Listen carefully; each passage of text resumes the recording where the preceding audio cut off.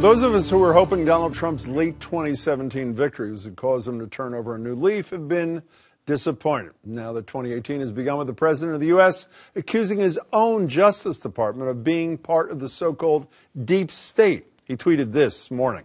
Crooked Hillary Clinton's top aide, Huma Abedin, has been accused of disregarding basic security protocols. She put classified passwords into the hands of foreign agents. Jail. Deep State Justice Department must finally act, also on Comey and others.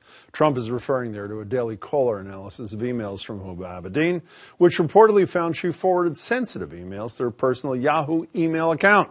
The FBI is neither confirming nor denying an investigation into this, but the president has taken a new leap in referring to the agency as part of the deep state, which is defined, as you know, as influential members of government believed to be secretly manipulating policy. Again, he's talking about his own Justice Department, and it's likely no coincidence that a tweet like this comes on the heels of a report on how the Russia inquiry actually began, which, according to the New York Times, was the result of a tipsy foreign policy advisor, George Papadopoulos, or as Trump supporters call him, Coffee Boy, telling an Australian diplomat that Russia had political dirt on Hillary Clinton in the form of thousands of emails 2 months before those hacked emails were released. Joining me now are Jesse Mermell and Joe Malone. He's the former Massachusetts Treasurer and Trump supporter, and you're the former press person for Deval Patrick. Nice to see you both. Thanks. How big a deal is it that it's not, according to the Times, some Clinton-funded dossier that caused the Russia investigation to start with the FBI, but the so-called Coffee Boy's slip of the tongue while he had a few too many drinks? In this environment where fake news rules the day, that clarity is a big deal. And I know some people won't believe it because it comes from the New York Times, but the fact that we know that that was the genesis of this investigation is important. Why is it important? Because of the clarity, because there had been, I think, muddied waters, fairly or unfairly, and now we know the real story. And I know that the Trump campaign likes to downplay Papadopoulos' role and call him the coffee boy, but that Times story makes really clear that he was in regular contact with senior officials in the campaign and had some pull. He wasn't just picking up Danish for people at meetings. Right, yeah, on foreign absolutely. policy. Are you one of the people who doesn't believe the New York Times story she was just referring to? So, first of all, 3 unnamed sources that are cited. Yeah. Secondly, there is a heck of a lot of smoke around the FBI. You got this Orr, you got McCabe, you got the other guy. That's not my question. Do you believe the New York Times story or don't you? I mean, what this does, if it's true, and I actually believe the New York Times more often than not actually knows what it's doing, is there's no grand left-wing conspiracy that started this thing with the FBI. It was one of Trump's own people who couldn't keep his mouth shut. That changes a lot of things, doesn't it? That's yet to be determined. However, I would say this. Doesn't it concern you?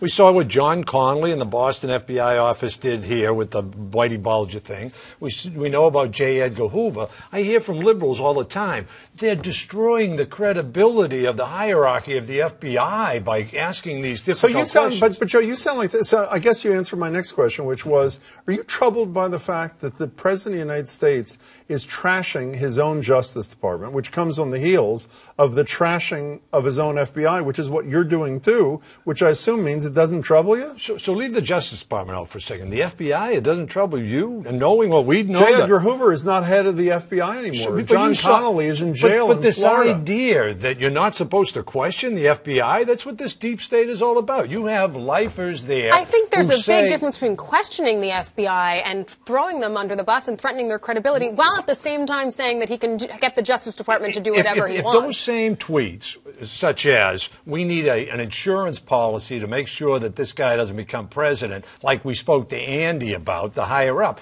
if those came out during the race for the president with Obama, that would have been a major scandal. But yet with this, it's supposed to be just brushed aside. I want to get back to you in a second. You know, Bill Clinton fired his head of the FBI, too, William Sessions, admittedly about different things.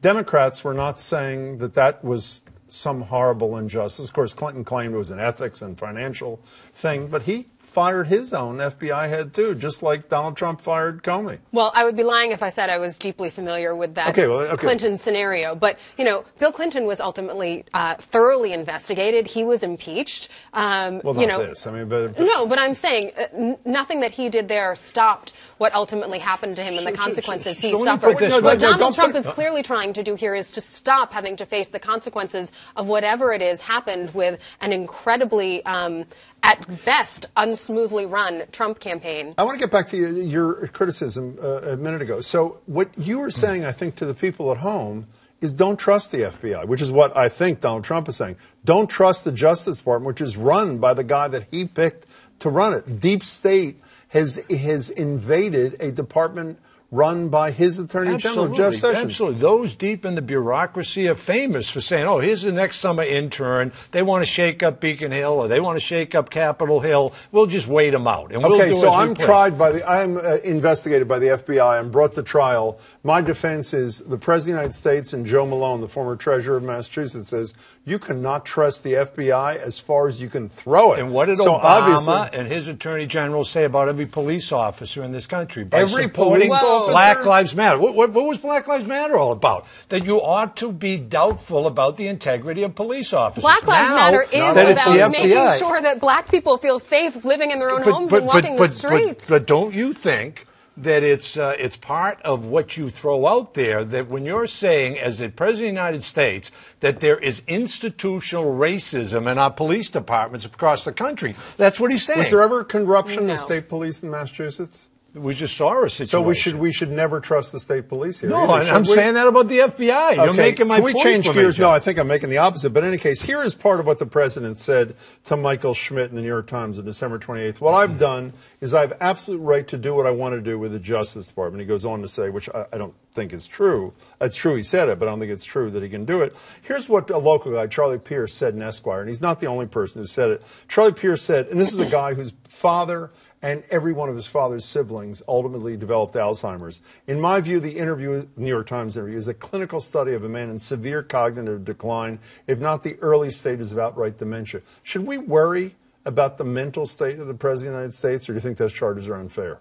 In short, they're unfair. Absolutely unfair. Do you think they're unfair? I mean, by the way, Charlie Pierce is not a psychiatrist. He has personal experience. The 27 psychiatrists, one of whom, 27 shrinks and others, one of whom I had here several months ago, none of them have actually examined Donald Trump. Should they just shut up on this issue and not be floating these claims that based on nothing except long-distance analysis? Yeah, I read the Charlie Pierce article earlier today, and I thought going so far as to make a diagnosis when he's not a medical professional seemed a little bit over the line. But what he says later in the article about whether or not we should be concerned about the mental state, about the president's ability to focus, about his ability to make a clear and cogent point, I think that's a fair thing for us to be concerned about. I think every president should have psychological and physical exams regularly, and they be made public. Can we just switch gears for a second? Today we witnessed the start of a changing the guard in Utah. Here's a man we've learned will not be running for re-election this year.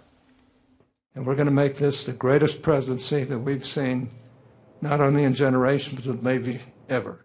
That was after the tax bill passed. Instead, the man most likely to run and win, if he chooses to, is someone you may recognize. A business genius he is not. Donald Trump is a phony, a fraud. His promises are as worthless as a degree from Trump University. Now, those were unequivocal words. 51-49 with once Jones is sworn in from Alabama. This is a guy who's not crazy about the President of the United States. He was in line. He was a candidate. He criticized him for the Paris Agreement. He criticized, not him directly, Roy Moore in the Senate would be a stain on the GOP, on and on.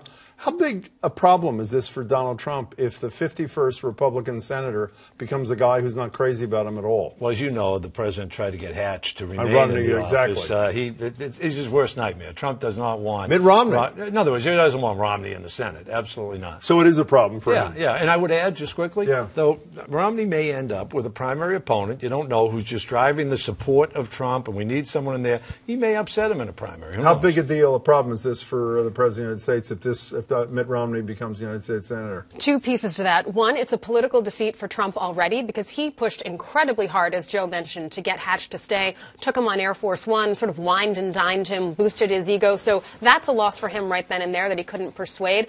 I think the second piece, whether or not Mitt Romney, should he win, is a problem. Depends on which Mitt we get. Do we get the Mitt from the clip you just played, Trump is a phony and a fraud, or do we get the deer in the headlights Mitt who wanted to be Secretary of State? Do we get the Mitt Romney who desperately wanted Trump's endorsement when Mitt was the nominee for president? I'm cautiously optimistic that we might get the Mitt with a little bit more resolve about what's right and wrong, but we've seen that he hasn't been as resolved as we might have hoped in the past. So I think it remains to be seen how big of a problem it is for Trump if Mitt wins. Jesse, nice to see you. Thanks, Joe, Joe. as always. Happy Thanks New so Year. much for your time. Same to you both.